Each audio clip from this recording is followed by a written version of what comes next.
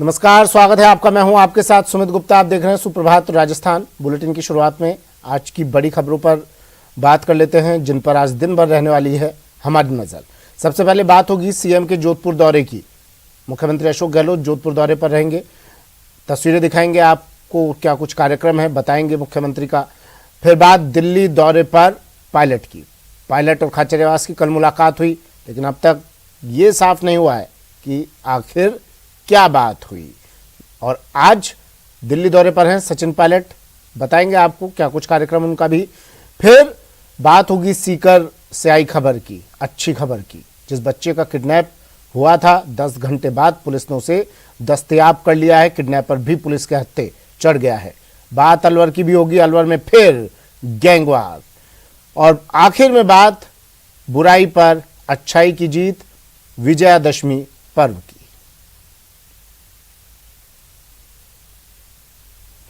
तो इन तमाम खबरों पर रहेगी हमारी नजर, लेकिन इससे पहले बड़ी खबर आ रही है राजसमंद से, जहां साइबर फ्रॉड मामले में सीबीआई ने बड़ी कार्रवाई की है। करीब 11 घंटे बाद कार्रवाई खत्म हुई। सीबीआई की टीम ने यहां से कैश जब्त किया, सोना और दस्तावेज भी जब्त किए। टीम ने मौके से कब्जे में इलेक्ट्रॉनिक एविडेंस भी लिए हैं। हाउसिंग बोर्ड इलाके में ये कार्रवाई चल रही थी। कमल सिंह देवड़ा के निवास पर सीबीआई ने कार्रवाई की थी। टीम ने करीब 1.5 करोड़ रुपए यहां से जब्त किए हैं। 1.5 किलो सोना मकान से जब्त किया था। कुछ साल पहले राजस्थान पुलिस ने भी ऑनलाइन फ्रॉड मामले में अमर सिंह देवड़ा पर कार्रवाई की थी। वहीं आरोपी ने अपने अमलोई फार्म हाउस पर एक कॉल सेंटर बना रखा था, जहां विदेशी लोगों के साथ ठगी की जाती थी।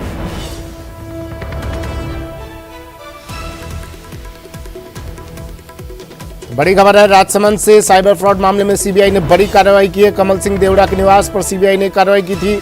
यहां से कैश जब्त किया, सोना और दस्तावेज जब्त किए, इलेक्ट्रॉनिक एविडेंस भी टीम ने कब्जे में ले लिए हैं। 11 घंटे तक करीब ये कार्रवाई चली, जिसके बाद ये पूरा सामान यहां से जब्त किया गया। टीम ने यहां से करीब 1.5 करोड़ रुपए जब्त किए हैं। 1.5 किलो सोना भी मकान से जब्त किया गया। बड़ी खबर राजसमंद से।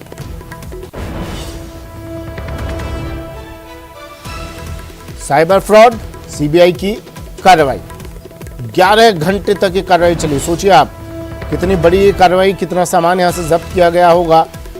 इलेक्ट्रॉनिक एविडेंस भी टीम ने मौके से जब्त कर लिए हैं। हाउसिंग बोर्ड इलाके में ये कार्रवाई की गई। कमल सिंह देवड़ा का निवास हाउसिंग बोर्ड इलाके में, जहां कार्रवाई की गई। 1.5 करोड़ रुपए यहां से जब्त किए हैं टीम ने। कैश जब्त किया है, सोना और दस्तावेज भी जब्त किए हैं। अभी दस्तावेज खंगाले जाएंगे। इलेक्ट्रॉनिक एविडेंस भी जब्त किए हैं टीम ने। 1.5 किलो सोना मकान से जब्त किया था। बड़ी खबर राजसमंद से, साइबर फ्रॉड मामला।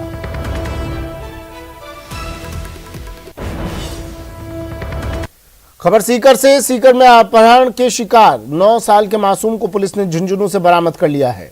लेकिन सरेआम बच्चे के अपहरण से शहर में सनसनी फैल गई। तो करीब 10 घंटे तक पीड़ित परिवार ने भी खौफ में बिताए।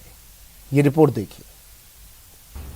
आखिरकार करीब 10 घंटे की कड़ी मशक्कत के बाद सीकर का मासूम गुन्नू सुरक्षित मिल गया है और गुडागोड़ जी के पास भाटीवाड़ गांव में पुलिस ने बच्चे को दस्तयाब कर लिया है। घर पहुंचा मासूम, वो खौफनाक घंटे। इतने कम समय में 10-11 घंटे का सफर बहुत मुश्किल था, लेकिन मेरा बच्चा सुरक्षित लौट कर आ रहा है। मेरे पास शब्द नहीं है, मैं किनको क्या धन्यवाद दूं। जिन भी लोगों ने जुड़े हुए, पूरा प्रदेश मेरे साथ था। गांव के लोग, मैं दिल से कह रही हूँ, जिस गांव से मेरा बच्चा सुरक्षित लौट के आ रहा, उसमें माता रानी का मंदिर बनाऊंगी और जब तक जीऊंगी माता रानी के और गणेश जी महाराज के। और स्कूल जाते वक्त हुआ था अगवा। बच्चा सुरक्षित आ गया। मैं स्पेशली धन्यवाद दूंगी पूरे प्रशासन को, जिन्होंने मुझे इसमें सहयोग करा। हर व्यक्ति ने दुआएं करी। माता रानी का सत्य चमत्कार ही है। ये उस माँ की खुशी है जिसका हंसता खेलता बच्चा अपराधियों के चंगुल में फंस गया था, लेकिन पुलिस की तत्परता से उनका बच्चा अब वापस मिल गया। सीकर में अपने नाना के साथ स्कूल जा रहे 9 साल के बच्चे को स्कूल के पास से ही अगवा कर लिया गया था। नाना जी डेली उसको छोड़ के जाते हैं सुबह अपन 7:45 से और 8 के बीच में दोनों स्कूलों के बीच के अंदर कोई बोलेरो साइड में खड़ी थी और अपना नाना जी थे उनके बच्चे के जय राम जी, वो स्कूटी से जा रहे थे और स्कूटी से आगे उन्होंने रोक करके आगे और कर आप सही नहीं चलाते हो गया और चला करके बच्चे को अपना उठा लिया, उनको अपने पर लात की मार के और नीचे डाल दिया। दरअसल 9 साल का लड़का रोज की तरह अपने नाना के साथ स्कूल जा रहा था। स्कूल से कुछ दूरी पहले बिना नंबर की एक बोलेरो गाड़ी आई। बोलेरो सवार ने बच्चे के नाना की स्कूटी रुकवाई और उनसे उलझने का नाटक किया। इस बीच दूसरा अपराधी बच्चे को बोलेरो में अगवा कर ले भागा। सीसीटीवी फुटेज में बिना नंबर वाली बोलेरो गाड़ी दोपहर के वक्त भी इसी इलाके में दिखी थी। यही लोग कल यहाँ 2-5 पे वैसे भी रेकी करने आए थे पहले यहाँ पर, पहले ही स्कूल के सामने उनका हमने फुटेज देखा। यहाँ पर कोई बिना नंबर की गाड़ी है। हालांकि पुलिस को बच्चा मिल गया है, लेकिन बेखौफ अपराधियों के कारनामों की वजह से विपक्ष को सरकार पर हमला करने का मौका मिल गया। राजस्थान की जर्जर कानून व्यवस्था का परिणाम है कि शेखावाटी अपराधियों का गढ़ बन गया। सीकर में एक सप्ताह में दूसरी बार, पहले एक बच्ची के अपहरण की कोशिश हुई और एक आज नाबालिग 9 साल के बच्चे का किडनैप हुआ है। अपराधी और अपराधी दोनों बेखौफ है। आज मैं इसलिए कराऊँ कि मैं जब फ्लाइट से उतर रहा था उससे मेरे पास टेलीफोन आया कि सीकर से इस तरह एक बालक का स्कूल से अपहरण हो गया और बदमाश उसको आगे आके लेके भाग रहे हैं और पुलिस पीछे पीछे। तो इतने हौसले बढ़ गए, दुस्साहस अपराधी इस तरह करने लगे कि एम्बुलेंस में बलात्कार हो रहे हैं, थानों में बलात्कार हो रहे हैं। आपके महिला बलात्कार के अंदर राजस्थान 1 नंबर पे चला गया, यूपी बिहार को पीछे छोड़ दिया। यहाँ आम आदमी सुरक्षित नहीं, हमारे बालिकाएं सुरक्षित नहीं, बच्चे सुरक्षित नहीं, महिलाएं सुरक्षित नहीं। बहरहाल एक सप्ताह में सीकर में अपहरण की ये 2 वारदात के बाद शहर में भय और आक्रोश का माहौल है। अच्छी बात यह है कि पहली घटना में बच्ची के अपहरण की कोशिश नाकाम हो गई थी, तो इस वारदात में बच्चे की सकुशल रिहाई हो गई है। संदीप हुड्डा, न्यूज 18 सीकर। और वादा करती हूँ कि उस गांव में माता रानी का एक मंदिर बनवाऊंगी जिस गांव से मेरा बच्चा सुरक्षित लौट के आ रहा है। और जयपुर से बड़ी खबर आ रही है, जहां मानसरोवर इलाके में पर्स स्नैचिंग में एक महिला जख्मी हो गई। पति के साथ स्कूटी से घर लौट रही थी महिला, तभी बाइक सवार बदमाशों ने महिला का पर्स छीनने की कोशिश की। पर्स छीनने में नाकाम बदमाशों ने महिला को धक्का मार दिया और चलती स्कूटी से महिला सड़क पर जा गिरी। गंभीर हालत में उसे निजी अस्पताल में भर्ती करवाया गया। बालाजी विहार निवासी मीनाक्षी श्रीवास्तव बुरी तरह से जख्मी हो गई। मीनाक्षी के पति स्कूटी चला रहे थे। सीसीटीवी फुटेज के आधार पर अब पुलिस अपराधियों की तलाश कर रही है।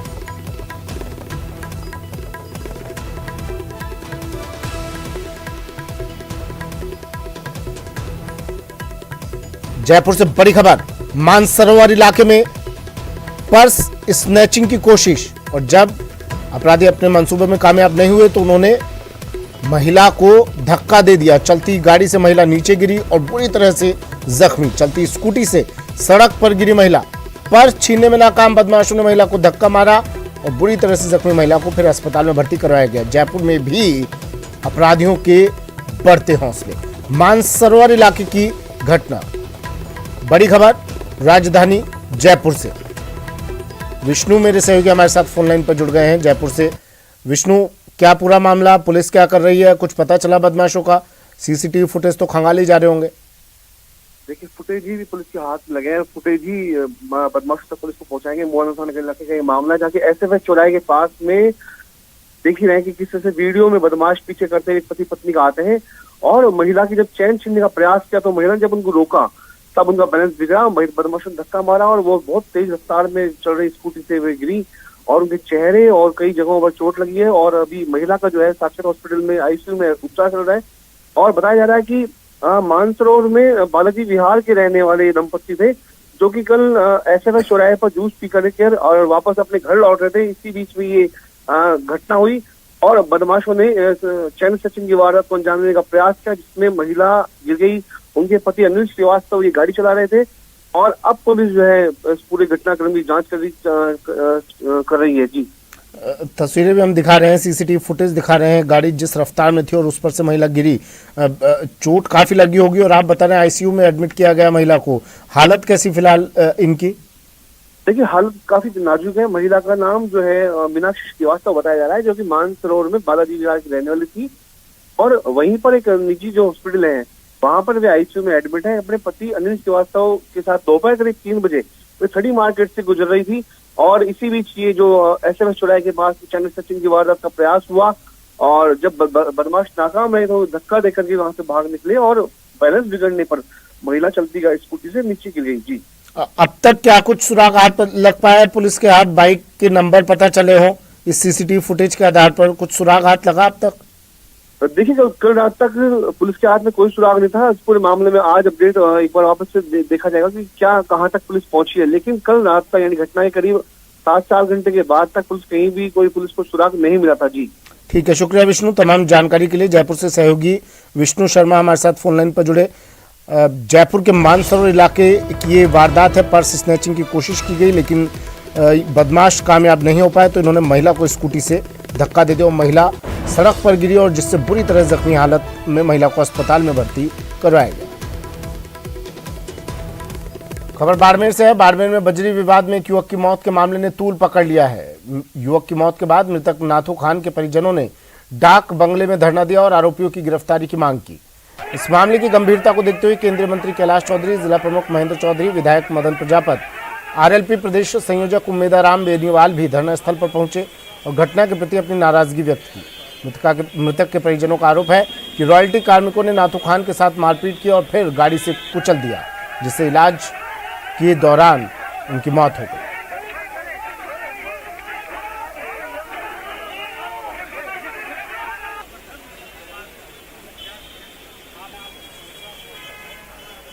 गुंडे दिन भर यहाँ पर गुंडागर्दी करते हैं, सड़कों के ऊपर किसी भी व्यक्ति के साथ में मारपीट कर देते हैं, एक्सीडेंट की घटनाएं लगातार करते जा रहे हैं। हमने कई बार प्रशासन को चेताया, पुलिस को चेताया, लेकिन उसके बावजूद भी कोई कार्रवाई नहीं होती है। पुलिस पूरी साथ में खड़ी रहकर और इस तरह की घटनाएं करवा रही है, कार्रवाई नहीं हो रही है और कहते हैं तो वो ऊपर से आदेश है। अब पता नहीं ये ऊपर से किसने आदेश दिया कि जनता को वो मार सकते हैं। आक्रोश, लोगों की नाराजगी जायज है क्योंकि इन ठेकेदारों ने और कर्मचारियों ने तो हद ही पार कर दी। एक निर्दोष व्यक्ति की हत्या मामूली बात नहीं है और मारपीट की घटनाएं तो सैकड़ों हुई है। अब लोगों की पहले मांग थी कि बजरी शुरू हो, जैसे ही बजरी शुरू हुई इन्होंने रेट बहुत बड़ी ज्यादा कर दी। पावटा कस्बा स्थित सेंट्रल बैंक में रुपए निकलवाने आए एक व्यक्ति के बैग से 48,000 चोरों ने पार कर दिए। चोरी की वारदात सीसीटीवी में कैद हो गई। मामले को लेकर पीड़ित ने मामला दर्ज करवा दिया है और पुलिस चोरों की तलाश में जुट गई है।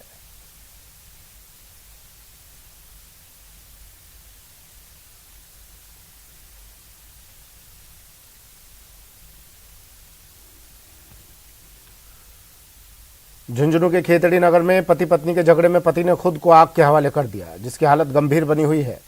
घायल किराए पर अपनी पत्नी के साथ रहता था। दोनों के बीच हुए घरेलू झगड़े के कारण युवक ने अपने आप को आग लगा ली। इस दौरान घर का काफी सामान जलकर राख हो गया, जबकि युवक बुरी तरह से झुलस गया। घर में आग लगने की सूचना पाकर मौके पर पहुंची दमकल की गाड़ी ने आग पर काबू पाया और घायल को अस्पताल में भर्ती करवाया गया। आपको बता दें कि युवक का करीब 13 साल पहले विवाह हुआ था, लेकिन युवक अपनी पत्नी पर शक करता था, जिसे लेकर कई बार लड़ाई झगड़ा भी होता था।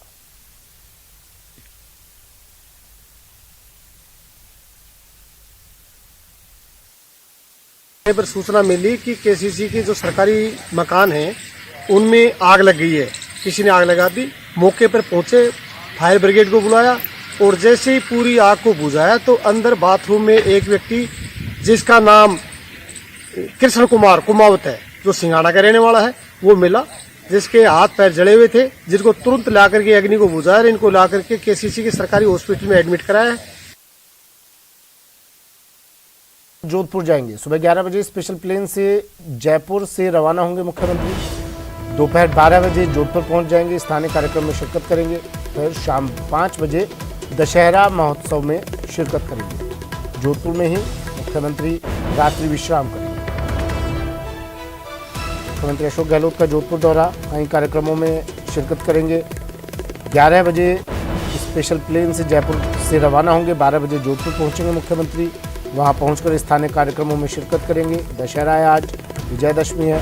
शाम को 5 बजे दशहरा महोत्सव में भी शिरकत मुख्यमंत्री करेंगे। जोधपुर में ही रात्रि विश्राम मुख्यमंत्री का होगा।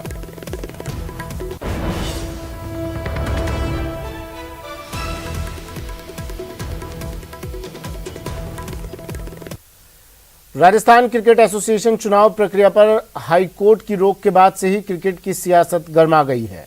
आरसीए में वैभव गहलोत के कार्यकाल पूरा होने के बाद सत्ता में बने रहने पर नांदू गुट ने ऐतराज किया है। इस मामले में नांदू गुट अब बीसीसीआई को शिकायत करने की तैयारी में है, तो दूसरी तरफ वैभव गहलोत के खेमे ने इन आरोपों पर पलटवार भी किया है।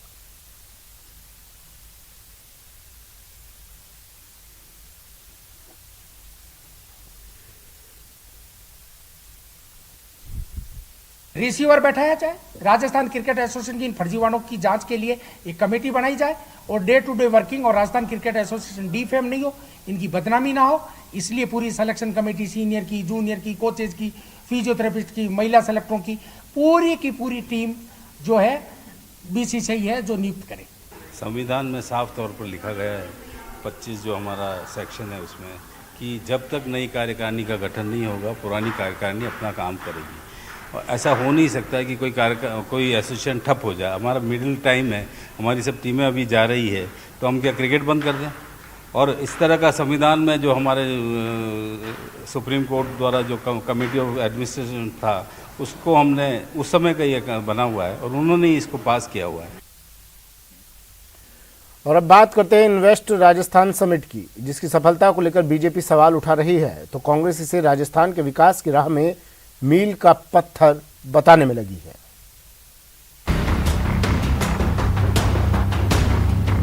प्रदेश सरकार जिस इन्वेस्ट राजस्थान समिट की तैयारी जोर शोर से कर रही है, जिसकी सफलता को लेकर तमाम तरह के दावे किए जा रहे हैं, उसी इन्वेस्ट समिट को लेकर बीजेपी सरकार पर हमलावर है और ये दावा कर रही है कि प्रदेश में वही इन्वेस्ट करने आ रहे हैं जिसे मुफ्त में जमीन मिल रही है, बाकी निवेशक तो राजस्थान छोड़कर कहीं और जा रहे हैं।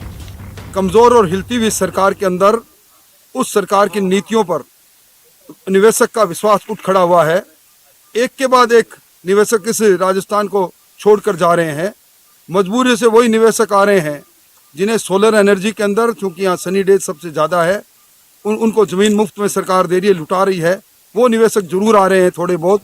ये तो आचरण ऐसा है जैसे चोर सामान समेट के भागने की फिराक में होता है, तो वो उनको खेल भी अभी दिख रहे हैं, समिट भी अभी दिख रही है और उदारता भी अभी दिख रही है, तो इसका मतलब कि वो जा रहे हैं। बीजेपी जहां इन्वेस्ट समिट को फ्लॉप शो बताने में लगी है, वहीं कांग्रेसी नेताओं का दावा है कि इससे प्रदेश में बेरोजगारी कम होगी, युवाओं को रोजगार मिलेगा, सौर ऊर्जा के साथ कृषि क्षेत्र का विकास होगा और इन सभी से राजस्थान की अर्थव्यवस्था को लाभ मिलेगा। राजस्थान गवर्नमेंट में जो अनएम्प्लॉयमेंट को जो हम खत्म करना चाह रहे हैं, this is one of the ways to stop the unemployment in Rajasthan. With this investment summit we will be able to give to unemployed youths approximately 2 lakh services। Rajasthan government में जो अनएम्प्लॉयमेंट को जो हम खत्म करना चाह रहे हैं, this is one of the ways to stop the unemployment in Rajasthan. With this investment summit we will be able to give to unemployed youths approximately 2 lakh services in the industrial sector. There would be an investment which will come to the tune of 11 lakh crore rupees। जिस invest summit पर BJP और कांग्रेस में तकरार जारी है, उस summit का आयोजन 7 और 8 अक्टूबर को जयपुर में किया जाएगा। इस समिट का विषय कमिटेड डिलीवर्ड है और उसमें देश विदेश के 3000 से ज्यादा प्रतिभागियों के भाग लेने की उम्मीद है। न्यूज़ 18 राजस्थान के लिए जयपुर से बाबूलाल धायल की रिपोर्ट। अब बात करते हैं बिजली संकट की। त्योहारी सीजन में प्रदेश में बिजली संकट गहराता हुआ नजर आ रहा है। इस संकट से उबरने के लिए प्रदेश सरकार ने एक अहम फैसला किया है। ये फैसला है समंदर के रास्ते कोयला लाने का।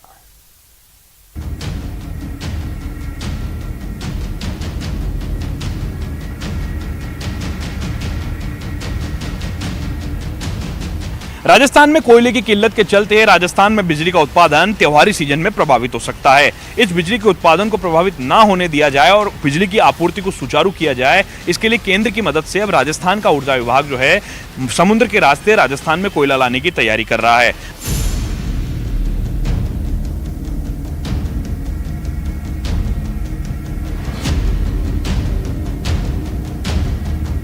कोयला संकट की वजह से त्योहारों में बिजली संकट और गहरा ना जाए, इसके लिए प्रदेश सरकार समंदर के रास्ते कोयला लाने की तैयारी कर रही है। दरअसल केंद्र सरकार से हरी झंडी मिलने के बाद ओडिशा के महानदी कोलफील्ड से पारादीप बंदरगाह होते हुए कोयला गुजरात के मुंद्रा पोर्ट पहुंचेगा, जहां से उसे रेलवे के जरिए राजस्थान के अलग अलग पावर प्लांट तक पहुंचाया जाएगा। इस कवायद में 30 से 35 दिन या कभी कभार उससे भी ज्यादा का समय लग सकता है, लेकिन फिलहाल प्रदेश सरकार के पास इससे बेहतर विकल्प कोई और नहीं है। हालांकि बहुत दूर है वो, लेकिन हमारी मजबूरी है कि हमें निकटतम स्थान पर कोयला नहीं मिल पा रहा है। तो ऐसी स्थिति में महानदी कोल माइन से जो कोयला दिया जाएगा, देने की उन्होंने बात कही है, उसमें पहले माइन से रेलवे के माध्यम से कोयला उठाया जाएगा, फिर समुद्र के तट पर लाया जाएगा, वहाँ से समुद्र के शिपिंग के माध्यम से राजस्थान के निकटतम जो हमारा पोर्ट है वहाँ तक लाएंगे, वहाँ से फिर से रेलवे के माध्यम से राजस्थान के हमारे जो विद्युत तापगृह है वहाँ तक पहुँचाने का काम भी हम करने के लिए तैयार हैं और वो प्रक्रिया भी हमने शुरू कर दी है।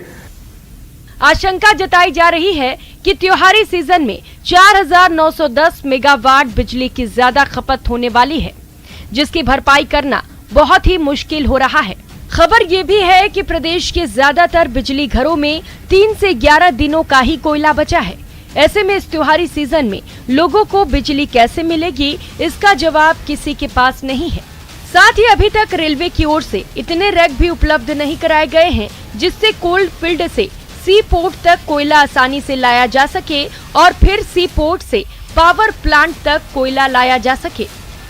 महानदी कोल माइन से राजस्थान को कोयला लाने की अनुमति केंद्र की ओर से प्राप्त हो गई है, मगर रेलवे की रैक्स की कमी के चलते राजस्थान में कोयला लाने की समस्याएं अभी भी दूर होती हुई नजर नहीं आ रही है। वहीं सर पर त्योहारी सीजन की शुरुआत हो चुकी है। ऐसे में राजस्थान की सरकार को यह देखना होगा कि समय रहते कोयले की किल्लत को दूर किया जाए, वरना त्योहारी सीजन पर कहीं राजस्थान में अंधेरा न रह जाए। कैमरा पर्सन यासीन के साथ लवली वधवा, न्यूज 18 राजस्थान, जयपुर। और बड़ी खबर आ रही है, जम्मू कश्मीर के शोपियां में एनकाउंटर किया गया। सुरक्षा बल और आतंकियों की फिर मुठभेड़ हुई। जम्मू कश्मीर में शोपियां में सेना के जवानों ने 4 आतंकियों को घेर लिया। गोलियों की तड़तड़ाहट से पूरा इलाका गूंज उठा। 2 जगह पर यह मुठभेड़ अब भी चल रही है। बड़ी खबर शोपियां से, जम्मू कश्मीर से शोपियां में बताया जाता है यहां पर ही सबसे ज्यादा आतंकवादी आते हैं और इस जगह पर ही सबसे ज्यादा मुठभेड़ होती है। और आज फिर से मुठभेड़ हुई आतंकियों और सुरक्षा बलों के बीच। सुरक्षा बलों को सूचना मिली कि यहाँ कुछ आतंकी छिपे हुए हैं। तुरंत सुरक्षा बलों ने इन आतंकियों का घेराव किया और दोनों के बीच, सुरक्षा बलों और आतंकियों के बीच मुठभेड़ अब भी लगातार जारी। जम्मू कश्मीर के शोपियां में एनकाउंटर। बड़ी खबर टीवी स्क्रीन पर।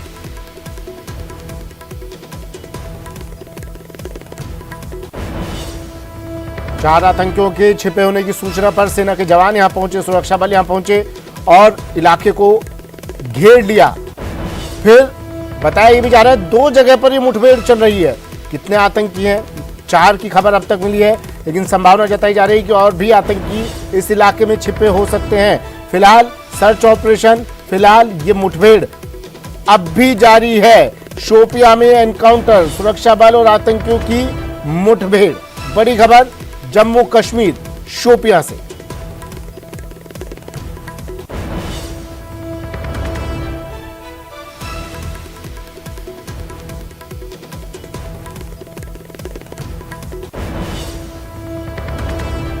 श्रीगंगानगर से खबर है, जहां जैतसर में अज्ञात लोगों ने रावण के पुतले में आग लगा दी। रावण के पुतले में आग लगाने से समाज में आक्रोश फैल गया। नेहरू रामलीला क्लब के कार्यकर्ताओं में खासा आक्रोश है। जैतसर में 2 दशहरा पर्व को लेकर भी विवाद चल रहा था। यहाँ नेहरू रामलीला क्लब और श्री राम रामलीला क्लब अलग अलग दशहरा पर्व का आयोजन कर रहे हैं और विवाद भी इसे लेकर चल रहा था। और अब रावण के पुतले में आग लगा दी गई, जिससे समाज के लोगों में आक्रोश।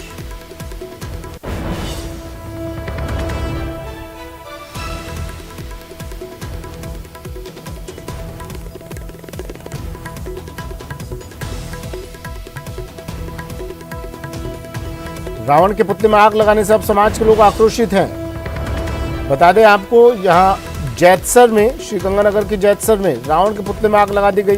बताया भी जा रहा है कि दो दशहरा पर्व को लेकर विवाद चल रहा था। अब इन असामाजिक तत्वों पर कार्रवाई की मांग कर रहे हैं आक्रोशित लोग। फिलहाल इतना ही, दीजिए इजाजत, नमस्कार।